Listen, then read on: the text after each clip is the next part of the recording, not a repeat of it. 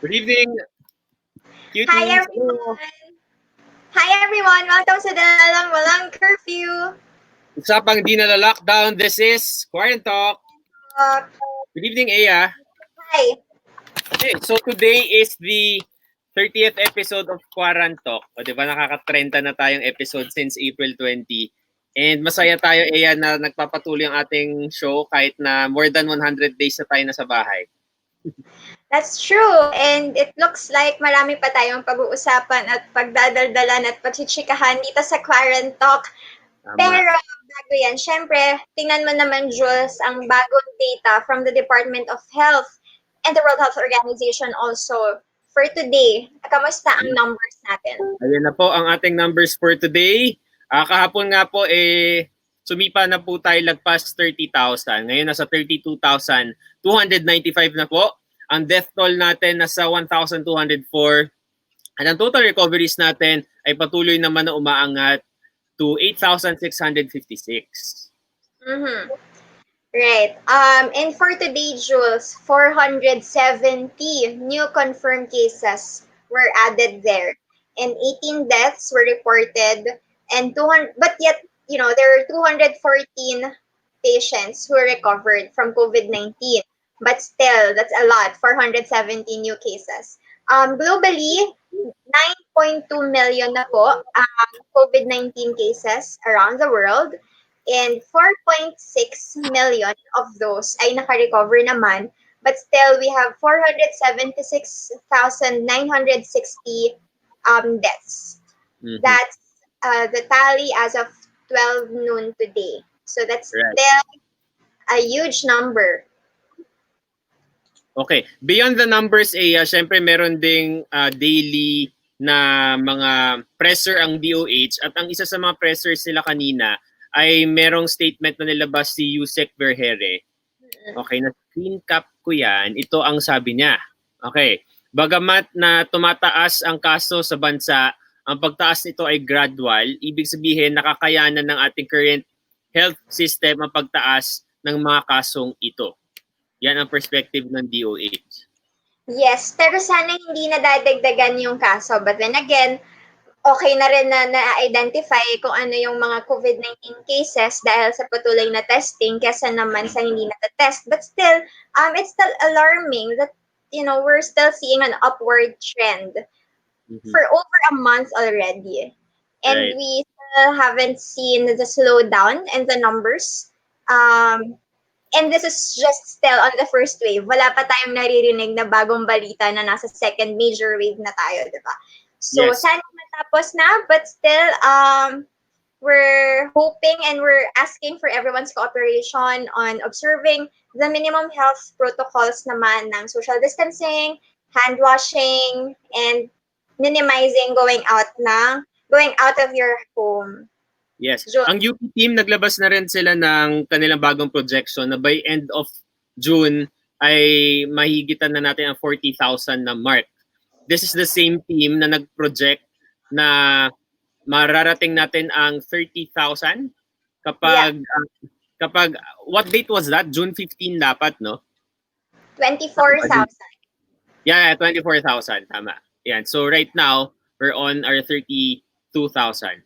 Okay. Yes, so abangan natin kung kailan natin makikita ang yung pagbaba ng graph ng COVID-19 cases ng tally. Kailangan din tingnan yung trends kung gaano kabilis yung pagdami ng cases or pagdoble ng cases. And again, let us remember, this is just a reminder for all of us na there are stories behind these numbers. Baka masyado lang tayo nasasanay na nag-update ng numbers, but let's remember that these are people and those are lives that we're losing every day. Ayan, so let's take this seriously, guys. But at the same time, syempre, ngayong gabi nga, Jules, pag-uusapan din natin how to, have a proper outlook about the pandemic. But before that, teaser lang yan sa ating segment later for QuaranTHINKING. But before that, Jules, tingnan na muna natin kung ano bang nangyayari sa ibang provinces. Ano ang ating trending topic for tonight? Yeah, before the trending topic, may isa pa tayong news kasi 'di ba lumabas din na may resolution na inilabas sa House of Representatives at ito yung bagong way na pag-greet natin sa mga kababayan natin. So ito yung tinatawag na Bating Filipino. So here's a snippet lang, papakita natin video na nilabas from the House of Representatives. Let's all watch this. Hulyo taong 2019, isinulong ni Congressman Bayani Fernando ang Resolution Number 42 na naglalayong ipalaganap ang isang bagong paraan ng pagbati, paggalang at pagbibigay-pugay na ligtas sa sakit, kapalit ng nakasanayan ng daop-palad na kamayan. Matagal nang napatunayan ng siyensya sa medisina na ang tradisyonal na pakikipagkamayan ay maaaring makapagsalin ng mga nakahahawang sakit, kaya dapat na itong maalis at palitan. At ito ang mainam na kapalit, ang Bating Filipino, ang banayad at magiliw na pagpatong ng kanang palad sa gitnang dibdib, kasabay ng bahagyang pagyukod ng ulo. Ito ay pinagtibay ng... Ayan, so ganun daw. So, lagay dito sa gitna, tapos yuko ng konti. So yun na raw ang bagong hello natin. Para tayong mga flight attendants lahat. Jules, kulang ang instruction mo. Ano pa ba? Kailangan may kasamang pagpikit yun. May pikit pa, parang sincere. Na konti. Tapos pag angat mo ng ulo mo, kailangan daw ngingiti ka. Sige, isa pa. Ready? 1, 2, 3, go. Ayan. Ay, dapat pag-angat mo ng head mo, dapat may slow smile. Ayan, dapat, kasi nga, di ba, magiliw. Dapat daw magiliw. Ayan. Kasi bawal na tayo magkamayan, mag-appear. So, paano kaya sa mga lolo-lola? Bawal na rin magmano, syempre. Oh, no. Actually, mahirap. Isa yun sa mga tradisyon natin as Filipino. Oo. Sariling kamay na rin. Nakita mo sa Congress, sa elbow sila instead na handshake, sa elbow to elbow na. So yan nga, no? Paano nga ba sa ating mga lolo't lola? Tingnan natin, alamin natin kung anong update dyan sa bagay na yan. Ayan. So again, this is parang behavioral change to eh. Tingnan natin kung paano to tatanggapin ng mga kababayan natin. Pero good intention naman din siya kasi 'di ba para naisabay din siya sa COVID-19 na bawal maghawak-hawak dahil may physical distancing tayo. Okay. Sorry, naalala mo 'di ba sa church, 'di ba dati pag nag-aama namin tayo, naghahawak-hawak ng kamay. Kailan nga yun yung bawal maghawak? SARS ba yun? Yes, I think. Oo, dahil din yan sa isang global health phenomenon. Yes. Okay. Next naman sa ating segment ay ito na yung mga trending sa social media. At syempre, ngayong araw nag-trend ang no to doctor shaming. Ba't nga ba nag-trend yan, Ea? Ayan, dahil po yan sa pagkalat din ng video ni Governor Gwendolyn Garcia ng Cebu Province kung saan, paano ba? Nag-iisip ako ng tamang word. She lashed out against those who criticized the local government's endorsement of steam inhalation or yung tinatawag locally na tuob. Hindi ko alam kung na-pronounce ko po ng maayos, but it's T-U-O-B. Tuob. Ayan. As a way to boost the immune system of the public, it doesn't mean naman ito ina-endorse bilang cure o bilang prevention para sa ng cure sa COVID-19, but it's a means daw to boost your immune system. May mga pros, may mga against, but there are two doctors who openly spoke against the local government's endorsement of this means, and yun, nag-snap si Governor. Tingnan natin kung anong nangyari dito sa video na to. Kay ikaw, sa may nahimo nimo? Ha? Ikaw dahil gusto ka, sunod. Kung nakatamay mo na mo, dagan. Okay ra kayo. Kasi mas kamao ka. Mas kamao ka aning aerosolization. Dagan sunod. Kay ngingig man ka aming mga leaders. Kung nakatamay ka nako, wag yoy nagbuot nimo. Dagan sunod. Ha? Dr. Candy Crista Abrera Pilapil, General Practice, 2 years, UCMed. Ayoko mag-comment regarding dun sa the issue itself. Gusto ko mag-comment dun sa naging reaction ni Governor. Kasi to me, number one, it's a clear indication of doctor shaming.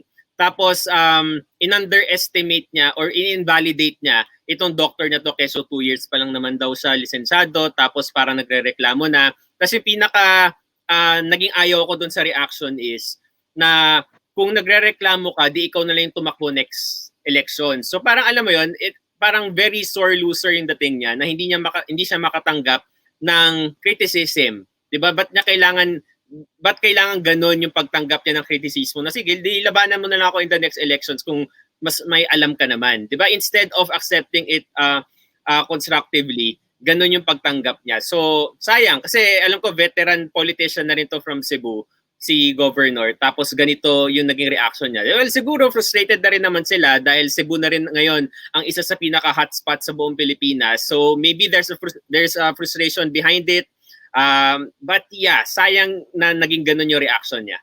Alright. Jules, let's just also share with our viewers the statement of the Cebu provincial government regarding the matter and regarding the backlash that they got because of this video. Let me just read from the Facebook post of Cebu provincial government. Part lang kasi mahaba yung statement. Parang ko medyo 3 pages ito. Pero it's posted on their Facebook account. Look up Cebu provincial government. It's posted there. Kanina lang, 2 hours ago. Sabi dito, the actions of the 2 doctors, hindi ko napapangalanan ngayon, pero nandun yan, have crossed the line. Sabi dito, they not only mocked steam inhalation and those who practice it, they also wished ill of Capitol employees and even threatening to slap the governor. With that, they went beyond their Hippocratic oath to care and protect. Sabi dito, it was a doctor who shamed the Tuob advocacy and those who practice it. And yeah, sabi dito, lastly, Governor Garcia's action was in response to the unethical behaviors coming from 2 doctors who violated their Hippocratic oath that set proper conduct and ethical standards. Sabi dito, the governor daw respects the healthcare workers and that she works closely with them. It's just that the 2 doctors that she was pertaining to really crossed the line this time. Ayan, yan naman ang sabi sa kanilang statement. Then again, sa akin lang, I hope we had more tasteful reaction and for whatever criticisms that they got. Yun. Pero siguro nga sabi mo dahil na rin to sa mga pent-up frustrations at marami pang bagay. But yeah. Medyo mas mataas lang talaga po ang expectations at standards sa ating mga public officials, especially on how they conduct themselves, especially in front of many people and now on social media. Whatever you say on social media can be immortalized and can be passed on and you can go viral and you can get more backlash actually. So that's something. Ang source of inspiration dapat ngayon in this time of pandemic, yung mga public leaders natin dapat ang maging source of inspiration and motivation and positivity. Speaking of positivity, syempre kailangan na rin natin, how do we attract positive energy amid the pandemic? Kaya naman ngayong gabi, para sa mga friends po natin, ay pag-uusapan natin kung paano nga ba yung mga paraan na kahit na sobrang down na tayo at nalulungkot na tayo, nababagot na more than 100 days sa mga bahay natin, may possibility pa rin bang maging positive tayo? Yung positive energy. Hindi po positive na COVID, positive energy yung gusto natin makuha. Yes, oo. Pag-usapan natin yan. How do we attract positive energy amid the pandemic? Kasama natin, Jules, tonight, ang isang Feng Shui consultant, Miss Ara Manalili. Hi, Miss Ara. Thank you for joining us. Ganda na daw po, ma'am. Ganda ba? Hello. But yes. Talaga. Okay. So we have to practice this because, the connections of our energy to be connected, diba? In the center, in our heart. That's why when the Indians greet each other like namaste or namaskar, it means the energy is in the center. So we have to have this kind of reflection this year. Dahil our heart is the center, right? So the emotions is here. So whatever the emotions, yan yung magdadala sa atin through positivity, like what emotions, positive ba yan or negative. And thank you for the invitations. And I'm so glad to see you, Jules, for the longest time again. Yan, si Miss Ara, lagi namin nakakasama sa PTV4. Parang annually ata kapag January, pag start of the year. Oo, parang di yata kompleto. Salamat Salamat and it's very inspiring. Every day is an inspiration for us. Whatever happens, ano yung nangyayari sa panahon natin ngayon, whatever the countdown, di ba? This is a real game changer. It's a reset of who we are. It's the reset of our world, the way we think, the way we handle things, and whatever kanina, di ba, about nangyayari sa Cebu, the leaders should have this calm of state, calming state of mind. Ito yung kailangan natin sa panahon ngayon. Kasi syempre, nagtitrigger yung emotional energy, right? And the mental energy, kailangan magbabalance siya eh. Kasi whatever your energy is, may memory yan eh. Right? Meron memory yan. So, sinasabi ngayon, how can we move forward to a better self is we have to know our brain work. So, paano ba nga daw siya? So, number one is health is wealth. Ano ba yung kinakain natin? Right? Katulad din, Jules, hindi namimigay. Popcorn, kaya. Ngayon, so kung ano yung chemical na nilalabas ng gut natin, yun yung nagre-reflect din. Kung maayos ba na food yan, maayos din yung result, right? So, kailangan natin aralin din yung mga positive food energy. And then, we have to also learn how to remove our energy from the past. Kaya nagkakaroon ng emotional energy kasi nandun pa tayo, yung memory natin. Hindi pa siya nagkakaroon ng reset kasi pag nagagalit ka, di ba? Nagsisisi tayo, we blame the economy, the leaders, sarili natin, wala tayong trabaho.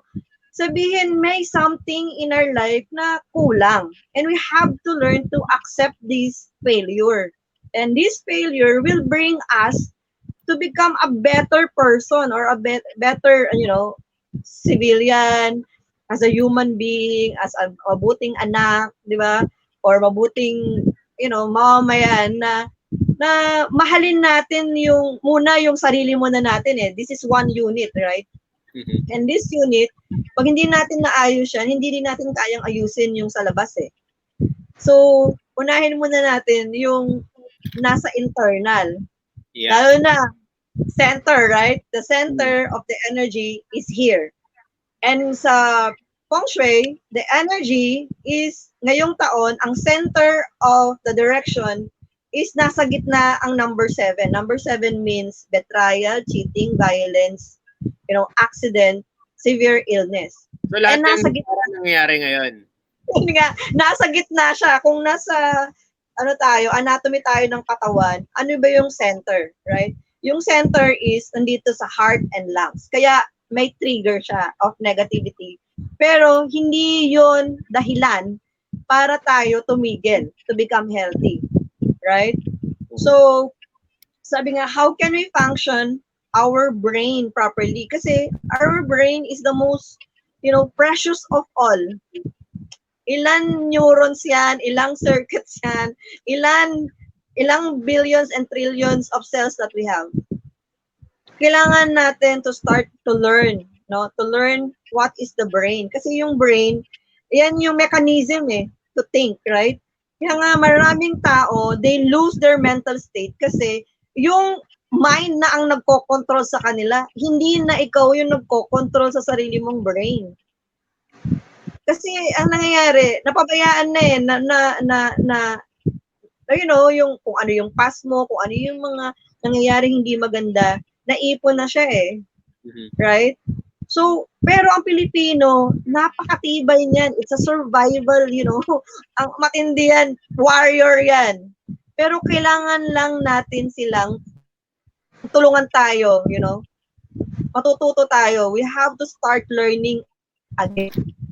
Kailangan natin silang turuan. Kasi ang nangyayari, naghihintayan Yung mga may alam, katulad ngayon, this show is very powerful. This is social media now. And this is the most powerful medium para maabot natin lahat ng mga tao na nakakapagpabigay ng tamang mga advice. We're not perfect, but we are willing to learn. Right? Kasi kung ano yung resonate. Resonate means sounds. Kung ano yung sounds na binibigay mo sa tao, yun yung energy na nakadikit sa'yo eh. Nakaprogram na yan eh. Right? Kung ano yung binibigay niyan, yan yung nagke-create. Kung love yan, di ba? Wow, we feel good. Kasi love yun eh. Kung hate yan, hate din yung balik. So, we have to be careful on what we do. Kasi yun yung... Miss Ara, Yes. i-contextualize natin siya sa panahon ng COVID. Kasi yun nga po, parang ilang araw na tayo, 100 days na tayo lockdown, tapos ang dami ng mga negative news. Ang nangyari kasi, wala tayong emergency funds. We're not financially educated, or sa iba talaga meron na. Pero paano sa iba? Right? Paano sa iba? So ngayon, matututo na tayo na para lang tayo langgam, 6 months talagang nag-iipon ng food, and then 6 months sa panahon ng unexpected, meron silang nakatabi. Right? Kaso ang nangyayari, we're so dependent eh. Lalo na sa city. We cannot go out. Why? We don't have food. We have to go to the grocery. Diba? Wala nang nutrients yung kinakain natin. Kaya sinasabi ko, kung ano yung kinakain natin, yun yung chemical eh. So, ang nangyayari, wala na tayong background of farming or agricultural eh. Ngayon na mag-umpisa, we go back to basic. And then natututo na tayo mag-cost cutting. Yung magagandang damit, magagandang sapatos, wala na yun eh. Di ba? Ang nangyayari ngayon is how can we start to become creative? Lalo na being an entrepreneur, kahit hindi ka marunong magluto, natututo kang magluto, natututo kang maging techie, kasi we have to go online now because this is the era of engineering. Engineering tayo na. Our brain has an inner engineering. We have to reprogram again and we have to reset again not to become positive. Why? Kasi buhay pa tayo. You know, life is so precious, but the brain should be more healthy.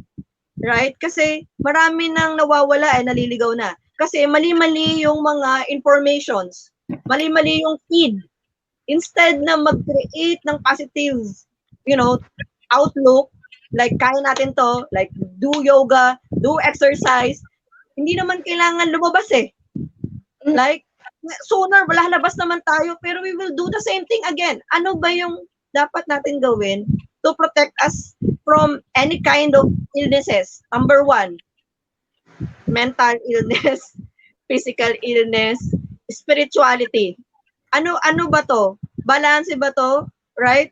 Number 2, we have to forgive and we have to accept what our failures are. We learn from our mistake, right? Kailangan mahalaga sa atin yung time. Yung time ng how many days tayong nasa loob.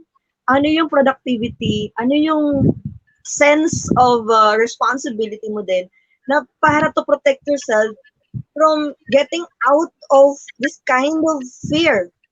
We have to be brave.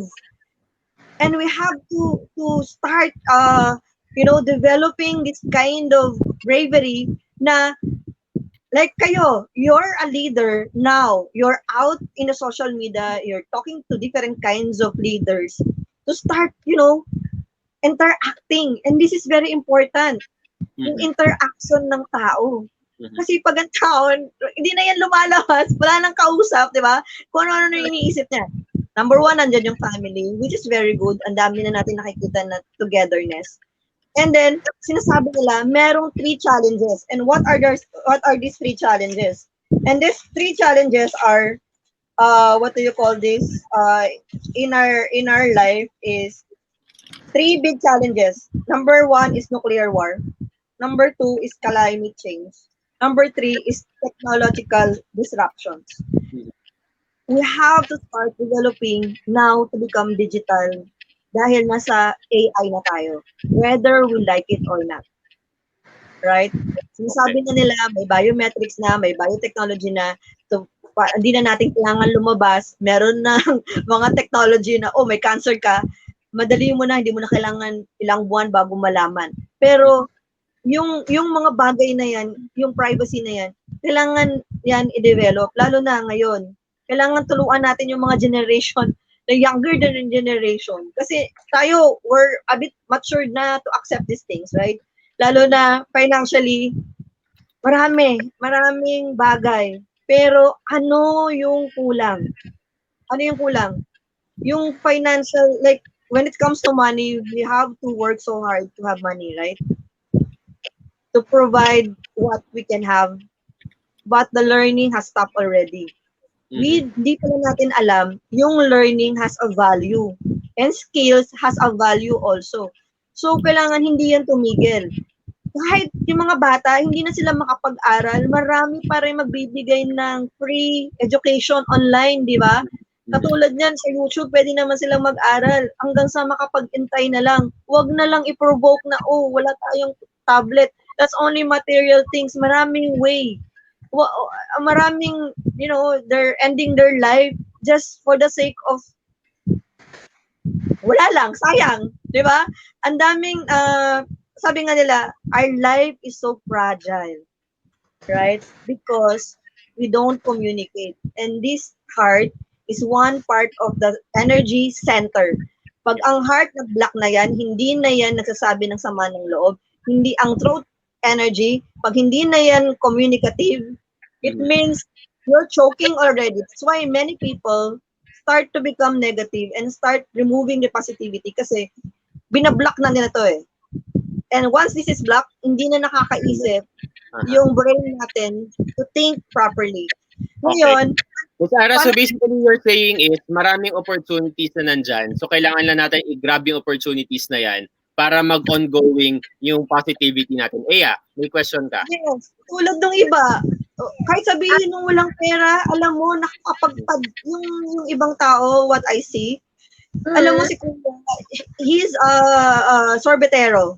Na-stop yung work niya, pero ang talino niya. Hindi niya kailangan maging professional. Nanghiram siya ng dipadyak, nang-arkila siya ng 150, pero he's earning 1,000 in a day. Imaginein mo yun. So, diskarte. Huwag tayong Pilipino madiskarte. Tulungan lang tayo.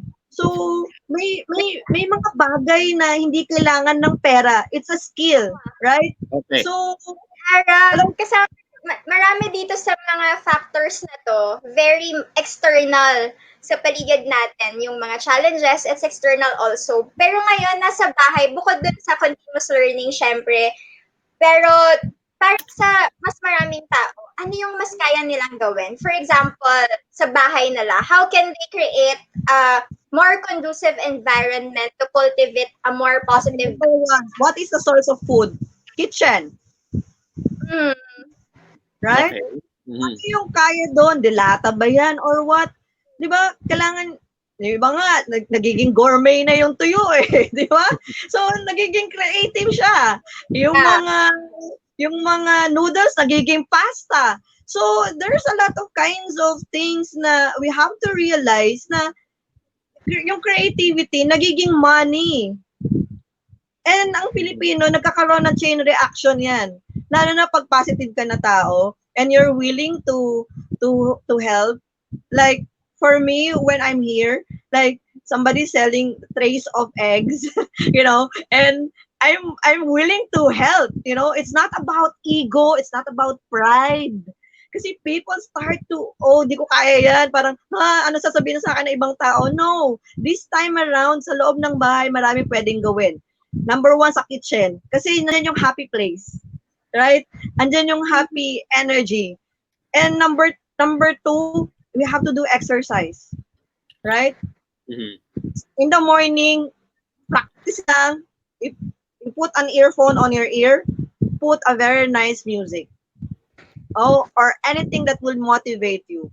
Kasi our body can resonate. Sabihin, nag-a-attract siya ng positivity. Music is very powerful.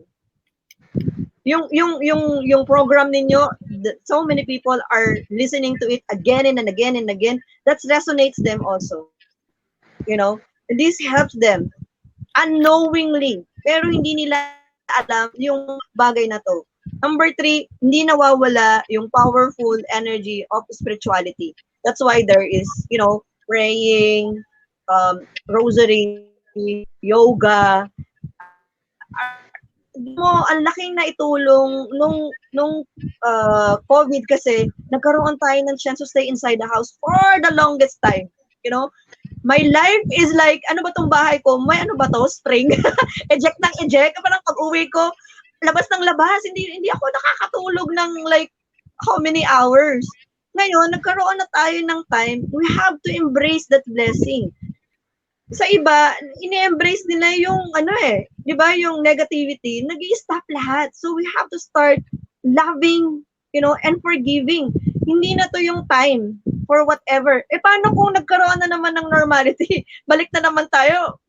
Tama na sana siguro yung time of pagsisisi, We are not in darkness. Mm-hmm. We are in love energy. Why? Family togetherness, friends togetherness. Kahit mag-isa ka, you start loving yourself. Walang excuse. There is no excuse at this time. Di ba? Maraming nagti-TikTok, they become more creative, they dance, di ba? So marami. Like, how can we earn? Sabi ko nga kanina, diskarte. Ano yung diskarte natin? We have to motivate people. Start motivating them. Maraming pagbabago, pero once you praise, you praise that person, uy kuya, thank you so much thank you, hinatid mo ko ng lipadyak mo walang taxi, walang anything, pero yung mga bagay na yon, these people will start living kasi mas nabubuhay pa yung mga nasa slum area kasi there are survivors. Maraming mga wealthy people, they become more into depressive energy kasi sanay sila ng more than their expectations. Right? Okay. Ms. Ara, let's look at the bigger picture kasi 'di ba last January, yun ata yung last na interview ko sa'yo on TV. Right now, we're almost on the half of the year. By the end of the month, 'di ba, 6 months na lang tapos na yung year. Ano nakikita niyong magiging siguro kalagayan ng Pilipinas in the next 6 months? Okay, sinabi ko dun sa interview, this year is, harmonious year. Harmonious means natahimik tayo sa loob ng bahay for the longest time. Right? Binigyan lang tayo ng bakasyon. Okay. And sabi mo nga, what would be next? Our next is, what did you learn? What did you learn? This kind of energy that we have, wag na natin palalain yung crisis. Hindi pa tayo nasa crisis. Yung iba talaga, they're in crisis, they're in war, right? Now, ano yung mga capabilities natin? We have to, build more agriculture. Kasi, yan yung resources ng food natin We have to start catering local products. Kasi stop muna yung mga ibang, what do you call this? International products, right? So, we have to start local embracement of the business. Yung creativity, paggawa ng mask or what. Next, ang Pilipinas, hindi naman siya in the midst of total, down of energy. Nasa blessing pa rin siya. Why? Madasalin ng Pilipino Right? Ano siya, Pilipino, likas yan na matulungin. Minsan naitutulong niya na sa sarili niya, ibibigay na pa sa iba. Pero dapat, people become more grateful and gratitude. Kapag na-practice yan, ang laki nung balik yan. Yung mga taong tumulong sa panahon ngayon, ayan yung babalikan ng mga taong, di ba, na naitulungan mo Yung mga maliliit na bagay, small stuff matters a lot. And ano pa ba yung mission natin in this world? Kayo, ano yung mission nyo ngayon, sa panahon ngayon? Your mission is in the social media to provide a proper, medium to everybody to be more positive. Next, ano yung compassion mo? Yung mga hate mo na tao, start forgiving them. Yung hindi mo gusto, start, accepting na lang na they're not in your same level. there's so many learning, and then at the same time, we have to execute things. We have to be consistent. Kasi kung hindi tayo consistent doon sa mga gusto natin, hindi yun magiging katulad yan, the daddy walang work, si mommy walang work. Pero ano nangyari? Nagkaroon ng familypreneur. 'Di ba? Familypreneur, ibig sabihin nagkaroon ng natutong mag-bake si daddy, 'di ba? Yung pride niya as, a boss, natutong mag-bake, natutong mag-deliver. Ang daming bagay na hindi pala ego and pride. It's a matter of cooperation and support. Okay. And yung ipon, we should learn how to make ipon, savings. Pero believe ka sa Pinoy, walang-wala na. Pero happy birthday, yung mga occasion, bongga, grand, they become more creative. Parang walang COVID, di ba? Hindi nila pinapakita yung lungkot, kundi pinapakita nila yung the flip side of it, na wow, kaya ng Pinoy, na makaya ng makita ng buong mundo, ng Pinoy, ay very positive yan. Hindi yan mauubusan. Kasi, mawalan yan ng isa, kahit mawalan na ng daliri yan, kaya pa ng paa. And ngayon, ang nangyayari sa atin kasi, kailangan maging ready na tayo in advance for 5 years. Okay? Kailangan advance na tayo. Why? AI na. We are in a biotechnology already. We have to practice this kind of technology, pero hindi pwedeng mawala yung heart. Okay. The heart is there. Yes. Miss Era, before we wrap up, maybe you can give some advice for everyone because there are a lot of uncertainties.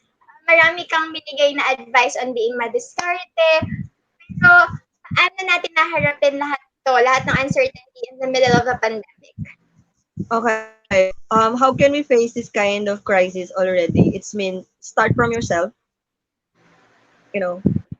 When you start from yourself, you have to reset everything. You have to love again. You have to reset all the negative energies, negative thoughts.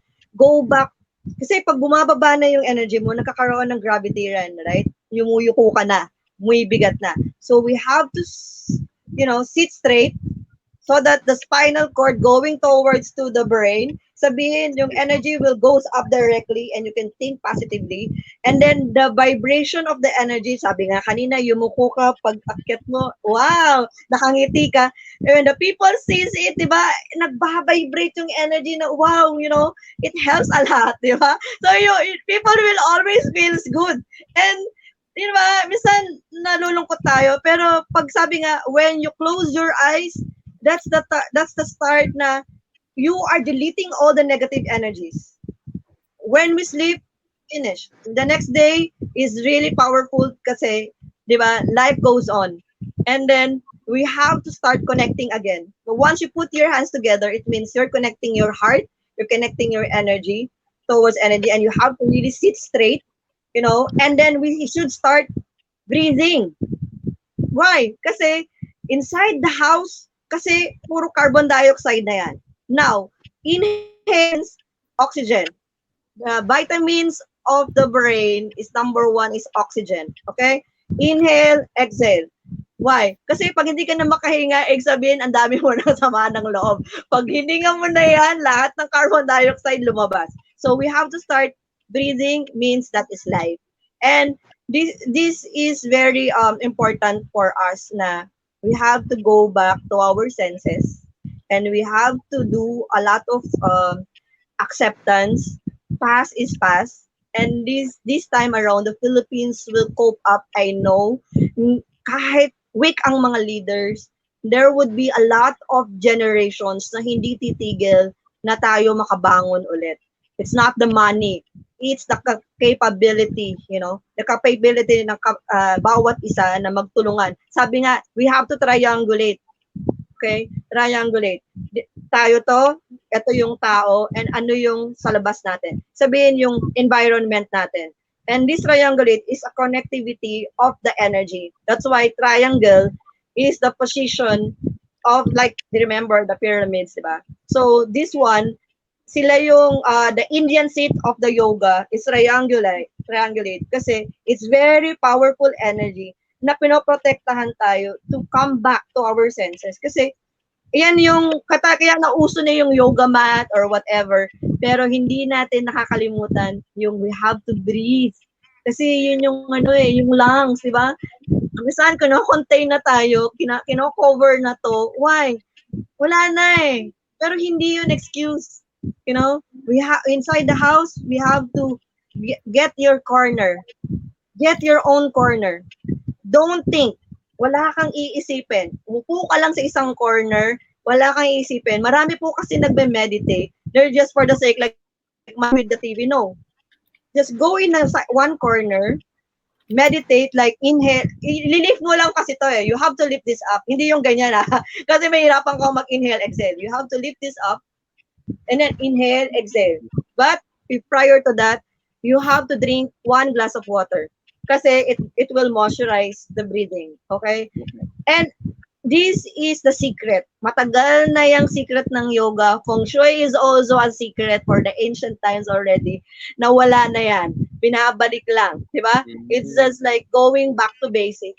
Pero this is very powerful for us now. And then, sana wag tumigil yung mga tao na, be forgiving. Kasi once we sleep and then we don't forgive, nandun sabi ko, yes, kasi, always remember, we have operating system. We are downloading everything. We have different kinds of lab app, intellectual app, emotional app. We have to develop this and we have to protect also kasi whatever the people are thinking now, negative man yan or positive man yan, we have to protect, we have to get out. Kung may sinasabi silang hindi maganda, out na kayo doon. Wag mo na siyang i-dwell, wag ka nang provoking pa. No, enough. We have to be on yourself. Yun lang yung importante sa panahon ngayon. And sana for me, the Philippines will start to become more business-minded people. Kasi yun naman yun eh. Right? We help, buy and sell lang. People make a lot of, value on the money. The value of the money hindi sa paper eh. It's the talent. It's the talent and the skills. Ayan yung ituturo natin. Number 1, ano ba yung mga minerals, right? Nawala na kasi tinuturo sa atin about gold. Ang nangyayari kasi kay gold is a number 1 resources of energy. Ginagamit yan sa satellite, sa mga, yung mga computers. Kaya yung gold, mawala man yung pera na paper money, ang gold has a value. Hindi mo naman kailangan siyang i-flaunt eh. We just have to have this kind of reservations of gold and silver. Yan yung nawala na. Kasi nangyari, 'di ba? Gold nakakatakot na suotin mo mananakaw. No, you don't have. You just have to remove this kind of mentality. Ngayon, maraming kumukuha niyan, tinatago, tayo na pag-iiwanan kasi wala nga tayong alam. And this time around, hindi pala natin alam. May mga something pala tayo na minana. May bagay pala tayo in times of,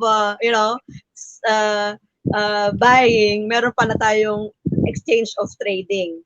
And then, thank you so much mamaya pagkatapos ng show natin, stay ka lang muna dyan. May mga hingin pa kaming personal advice sa'yo. Kasi lagi ako humihingi ng advice kay Miss Ara since 2014 pa ata. May mga dito lang Nakita ko ng 2015, yung nakapantulog si Jules.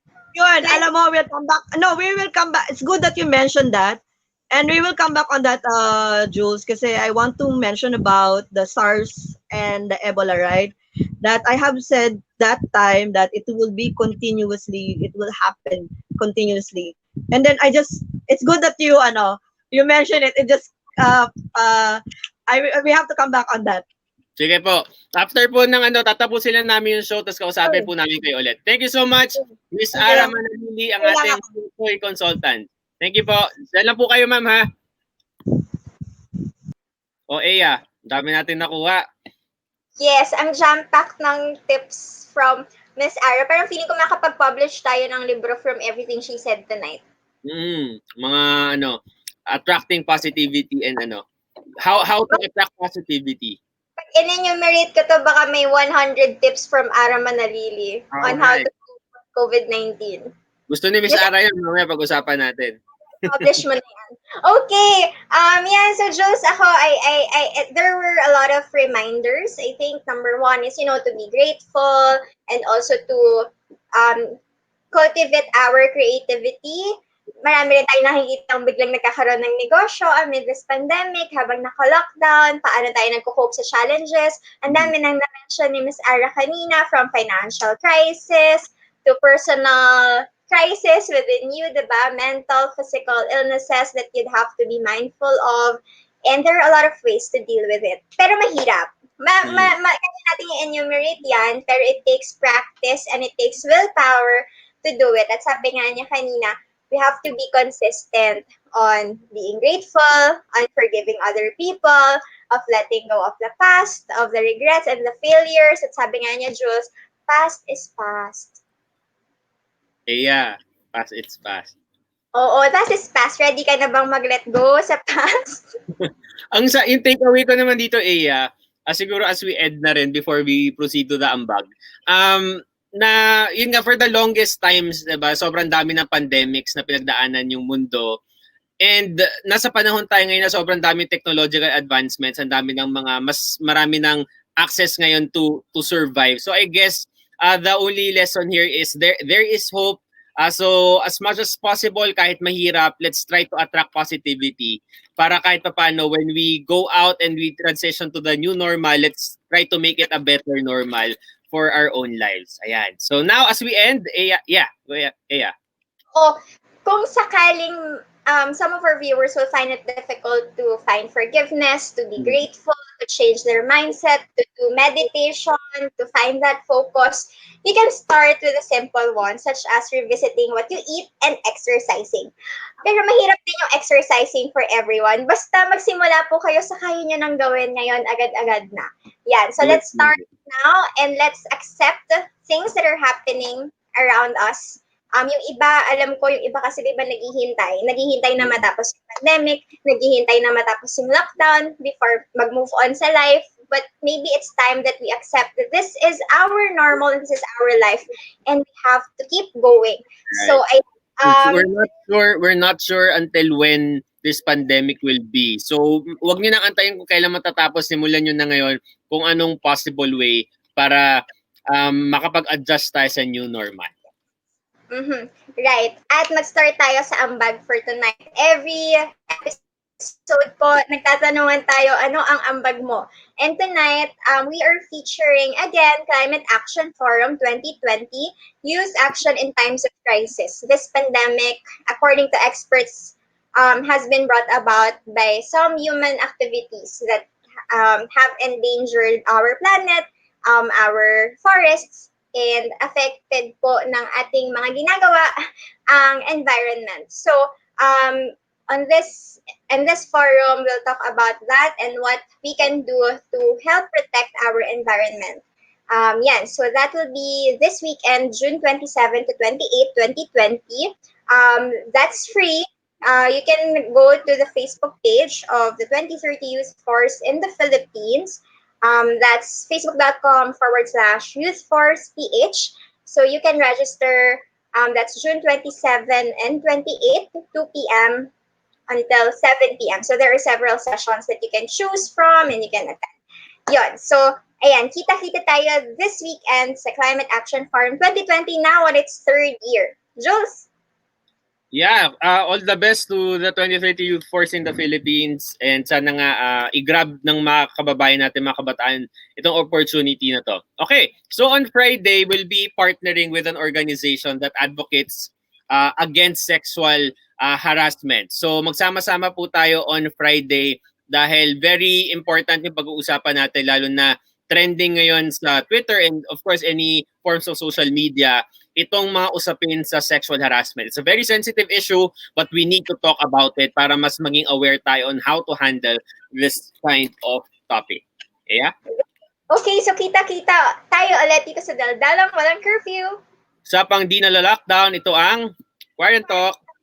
We go live on Facebook Mondays, Wednesdays, and Fridays at 11 p.m. Right. Follow us on Facebook, facebook.com/QuaranTalkOnline. Follow me on Twitter and Instagram at Jules Guiang. Yes, I'm on Twitter. Connect with me at Ea_Antonio. On Instagram at Ea Antonio. Thank you, everyone. Bye. See you on Friday. Filipino.